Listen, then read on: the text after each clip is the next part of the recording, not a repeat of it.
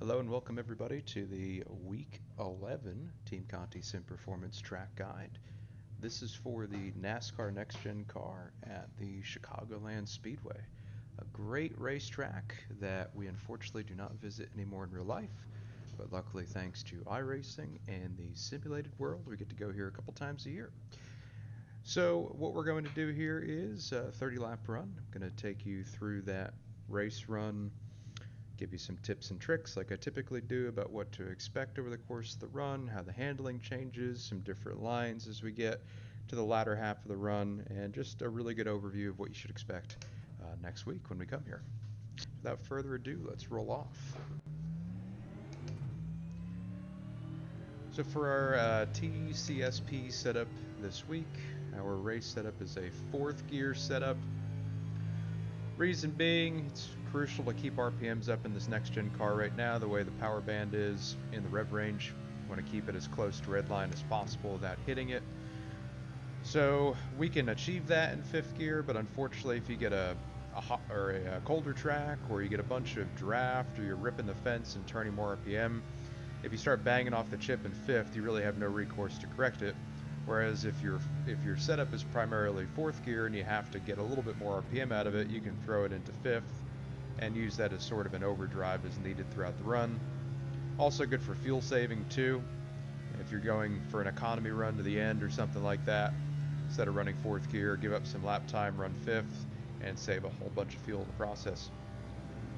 But for the sake of this single car run here, I'll be in fourth gear the whole time. And you'll notice I do not cut the apron down the front stretch. Just really not a need for that. You can make a little bit more lap time in doing so, probably 2 or 3 hundredths. But it's putting additional load into the right side tires. Load equals heat, heat equals wear, and when we're at a place like Chicagoland, which is fairly abrasive and high wear anyway, high heat, high wear, you don't want to do anything to make that any worse. So it's not really worth the extra couple hundredths you would get by working those right side tires more in the apron. So we're going to stay on the track. And for the first several laps here, I'm going to paint the bottom at both ends. We have a pretty cool track this week in the mid to high 70s for track temp, so brake really isn't needed. Maybe you'd use a little bit later in the run at both ends to get the front to set and turn. But again, throughout this run, probably won't need any brake.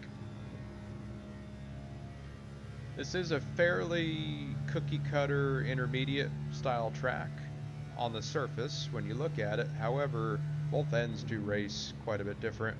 1 and 2 is fairly smooth. There's a couple bumps right there. There's a pretty decent sized one, but it's nothing like 3 and 4.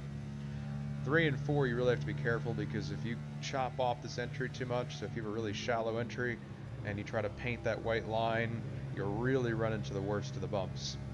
I don't know if you could really see it right there with the attitude of the car, but there's a couple pretty big compression points when you're right at the bottom to where it hits the diffuser and you get a little bit loose. So instead of trying to paint the bottom in 3 and 4, I still want to run close to the bottom, but going to give a little bit more of a berth to that white line to miss some of the worst of the bumps. So a little wider entry here, start picking up throttle, and just keep it maybe, I don't know, a quarter car width away from the white line. Runs about the same lap time, probably a little easier on the right rear tire because you're not hitting that massive bump down there. And it's just easier to achieve lap time right there. Some of the things we've done in the setup this week haven't necessarily made it quicker, but it has made it more manageable in 3 and 4 over the worst of those bumps, whether it be shocks or little changes in springs, things like that. It didn't necessarily gain more lap time, but was just easier to hit the lap every single time. More consistent, that is. Going into 1, getting out as close to the wall as possible, then bringing it in. You're kind of turning off the wall a bit while you're still full throttle, and then lifting. And I'll show that a little bit more at the end of this video when I get outside the car. And the same thing with 3 and 4, so the backstretch is a bit curved, so you're already kind of walking the car off the wall 3/4 of the way down the backstretch to get yourself angled in properly, but you're still full throttle. You're just slowly easing it off the wall.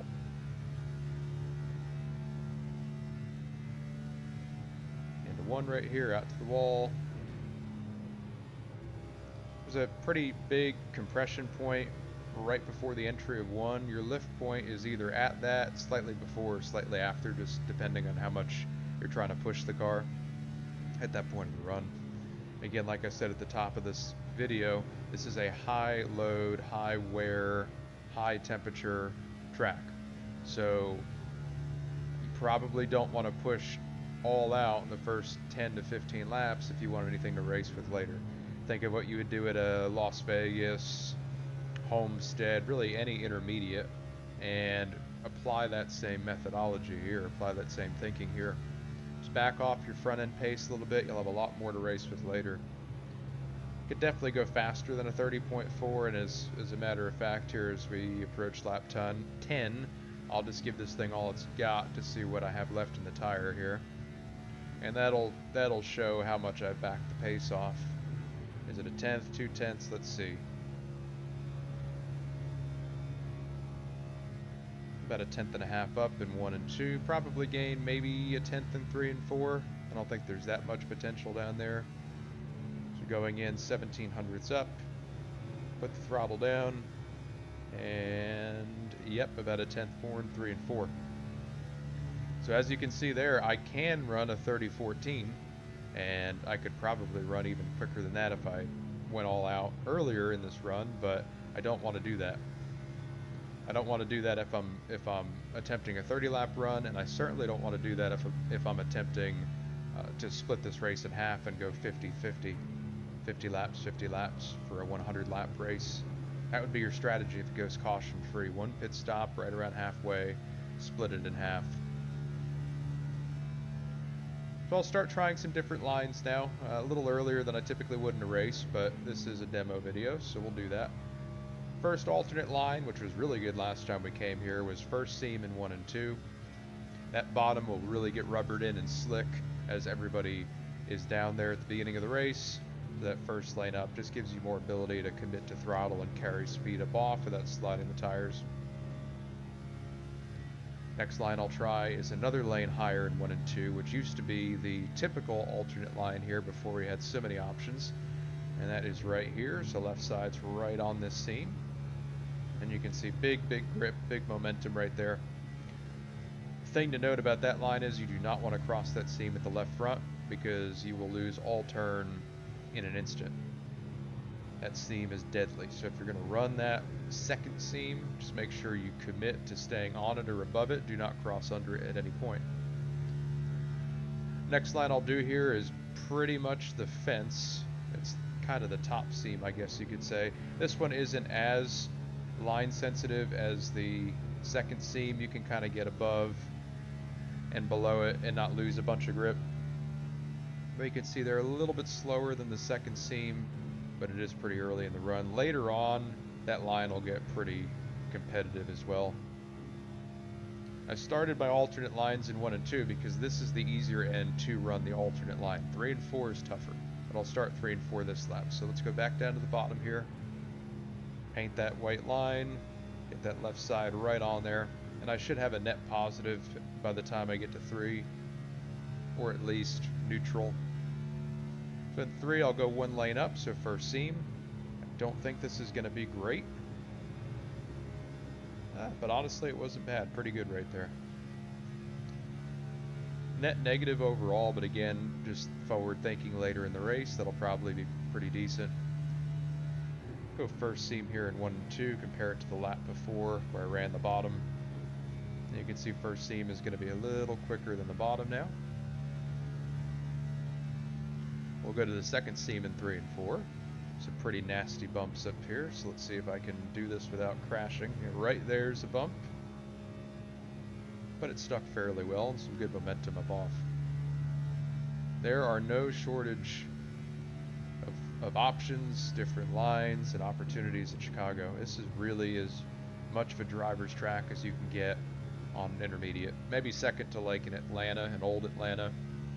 This place is really fun to drive. So much you can do to make your car better or worse. Gonna rip the top lane right here in 3 and 4. Again, some pretty big bumps, but honestly takes them really well. Very pleased with that right there. And And I might sound a little bit surprised as I say that, because when I'm doing my baseline runs, I'm not spending a lot of time off the bottom, right? Because I want to minimize the variables and the differences throughout the run. So for the most part, I'm on the bottom. So as I'm running these different lines much earlier in the run than I typically would in a standard run that I do offline, it is kind of the first I'm doing this. So we're all learning together. But I'm happy to say that it feels really good. Back up to the top here in 1 and 2, lots of throttle. I mean, pretty much wide open right there. Again, probably wouldn't do that this early in a run in a race, but man, look at that momentum though. That is so much fun. It can be hard to pass though. That's the only downside with having the top be so competitive. It can be hard to pass at certain points in the run when the bottom gets really crummy and the top is really good. You know, somebody can just sit up on the top and hold you off for a long while because they've got the momentum and you don't have the space to track out off the corner. Because right there, top to bottom, by the time I get to 3, I'm going to be over a tenth slower. And I had all of that track to use too, and I was still slower. So imagine having a car to your outside on exit, you've got one car with less to use, and of course you're going to be even slower. That's 20 in right there, still in the 30.5s. I feel like that's pretty good, and really took care of those tires the first several laps. Big mow off the top again here, down the back, pull into the green. Give this second seam a try in 3 and 4. Yeah, still took that fairly well and should pull back into the green on exit. There we go. Use a little apron right here. Again, don't do that. Don't do that much if you can help it, but that certainly helps the lap time when you've got all that momentum. First seam, really good center. Going to lose a little bit on exit, but should still be net positive into 3 or at least close to neutral. This is probably going to be slow, but I'm going to try it anyway. Not as slow as I thought, and it's definitely going to start pulling here a little bit, but not very much compared to the second seam. We'll go second seam in 1 and 2. I feel my right rear is getting a little bit angry at me for driving so hard, but still plenty of grip.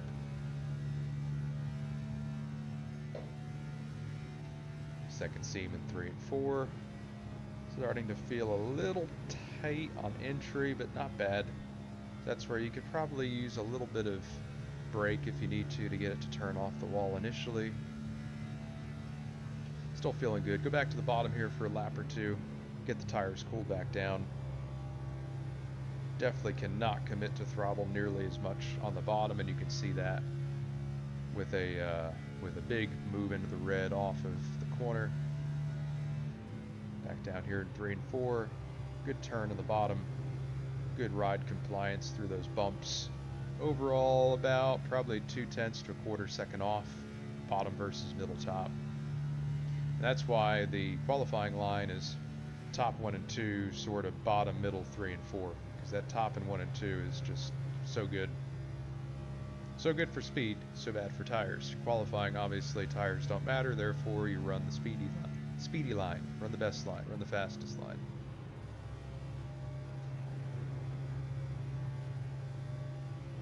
But still really good grip right here. Car's driving well, very comfortable. Assuming it's fast, we won't know until we get into the week, but feels pretty good. A little tight right there in the middle now, but should still pull versus the bottom, and it does. We'll go second seam in 3 and 4.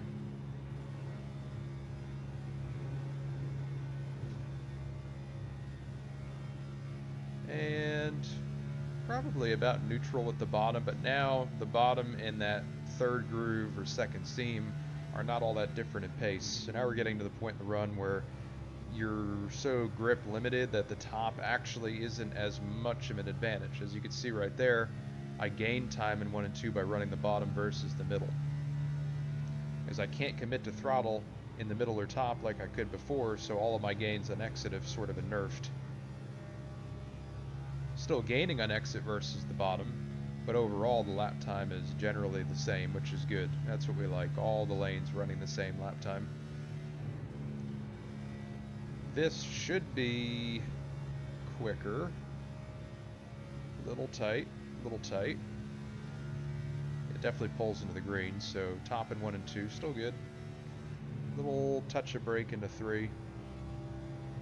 Probably didn't even light it up, but lifted a little quicker, little phantom touch of brake. About a half a tenth quicker. Go back down to the bottom here. Give the tire a little break before we go after it for lap 30.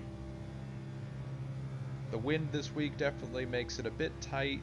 Center off at 2, initial entry into 3. So a little hard to avoid being a little tight there, but overall still turning well, 30 in. Get a nice big run to the line to take lap 30. Ooh, look out. You can see very, very not quick up there, very slow, but it is going to help the 30 here. So for 30, we go to the fastest line, which is this second seam in 1 and 2. Good rotation right there, should really pull into the green, center off, and I do. And if I can not step on it in 3 and 4, this will be a really good lap. There we go. Really good lap right there. And survey says 30.72. Good lap 30. Okay, now we're going to do a pit road entry, and as always, these are unpracticed, unscripted, and we are learning together, so hopefully I can continue batting 1,000 in these and not wreck on the pit road or speeds. Let's see what happens. So into 3, run the bottom. And again, instead of throttling up fully, we're going to start lifting right here. Heavy brake, keep it off the apron for as long as possible. And yeah, a little bit conservative right there, but you get the point. That is definitely what you are trying to do. Keep it on the bottom, stay on the track for as long as possible. Have as straight a shot down to the apron as possible to minimize slip. Okay, so now I will back out of the car and we'll take a couple laps from outside.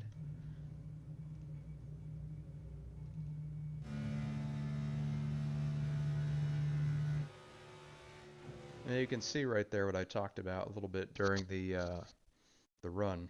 So I'm out to the wall, but I'm already coming back off the wall. See, I'm coming off the wall right here, but I'm still full throttle. Still full throttle, still full throttle. I start lifting right before this sealer that runs perpendicular to the surface.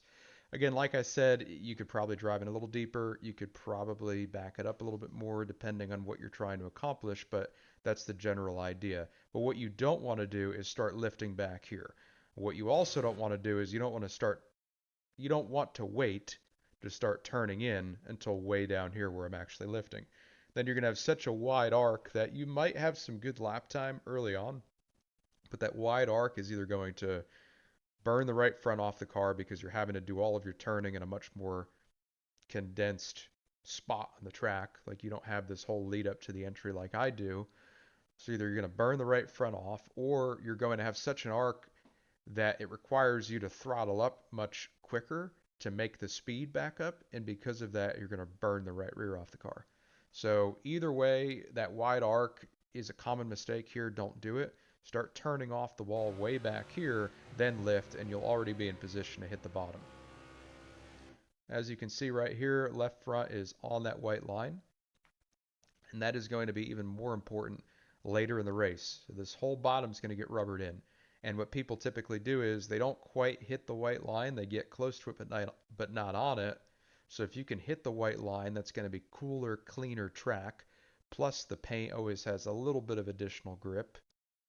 So if you can really hook that bottom, especially later, even longer throughout the corner later in the race, you're going to have a lot of forward drive that your competition doesn't have just because you're a foot or two lower. Up off the corner here, and again looking at the entry to turn 3, you'll see I start turning off the wall way back here. So right before this Brandt signage, you can see I'm already turning off the wall. I'm not physically turning the wheel, I'm just walking the car off the wall, as I like to call it. I'm sort of just letting the toe and the caster split and everything that is built into these cars to naturally get them to turn in. I'm just letting that take over. I'm keeping my wheel fairly straight, and I'm just letting the thing turn itself into the corner. Still full throttle, still driving in with speed. I won't start lifting until right past the caution light. Caution light's over here somewhere. Over here. I believe that might be it. Go a couple car lengths past the caution light, start lifting. Full lift. Again, no brake right here. And then you'll see I'm not going to hit that white line like I do in 1 and 2. I'm going to stay off of it just a bit more. That way I'm not hitting the terrible bumps that are right on the bottom of 3 and 4. So full speed lap right here. That'll give you a full push lap. How about that? So lap 10, full push lap, 30.1. You can see I'm not driving in any deeper. Lift point is still right before the sealer starts, so not driving in any deeper. What I do is I lift a little bit slower, and then I'm on the gas much quicker. On the gas, tracking out much more aggressively. So that time really isn't made up on entry, it's more so center off.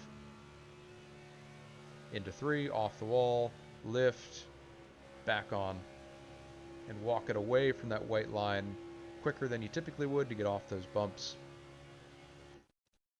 And we'll go to the last lap here where I really pushed it and ran the optimal line for that point in the run. So like top 1 and 2, bottom 3 and 4. Let's take a look at this.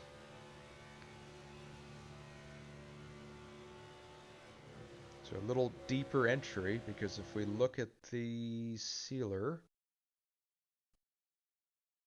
lifting at about the same point, but look how slow that lift is. I can really carry a lot more throttle longer into the deceleration zone. And then, of course, I could start picking up throttle very quickly, and I can commit to throttle quickly. Again, all the while, not crossing this seam. It's okay to cross this seam. It's okay to cross this seam. Do not cross this seam. Enter at or above it, and stay at or above it throughout the remainder of the corner.